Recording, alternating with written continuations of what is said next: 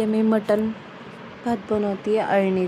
तो पण मटणमध्ये हळद मीठ टाकलेलं आहे, ते मॅग्नेट करून ठेवलं आहे. आणि त्याच्यामध्ये मी कांदा टमॅटो आहे तेलामध्ये मटण टाकलं आहे. त्याच्यानंतर त्याच्यामध्ये मी कांदा टमॅटो टाकणार आहे. हे आपल्याला शिजवून घ्यायचं आहे. अळणी भातासाठी आपल्याला सूप काढायचं आणि ह्याच्यामध्ये रस्साही करायचा आहे. पण पहिलं मला अळणी भात बनवायचा आहे, त्यामुळे मी ह्याच्यामध्ये हळद मीठ कांदा टमॅटो टाकलेला आहे. आणि ह्याच्या 4 ते 5 शिट्ट्या आपल्याला घ्यायच्या आहेत मटणाच्या. इथे मटण माझं व्यवस्थित शिजलेलं आहे. आता मी अळणी भात बनवणार आहे. हे आहे इंद्रायणी तांदूळ.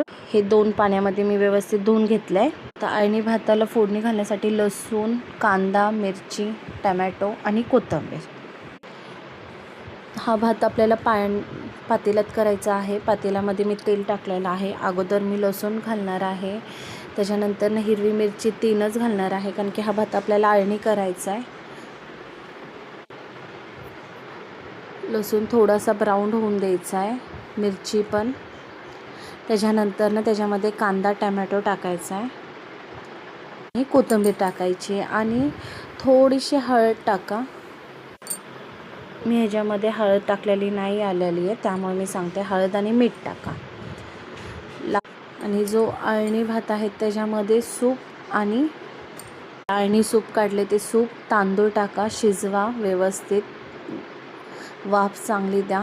पाणी सूप जेवढं असेल तेवढंच टाका आणि पाणीही थोडंसं ॲड करा.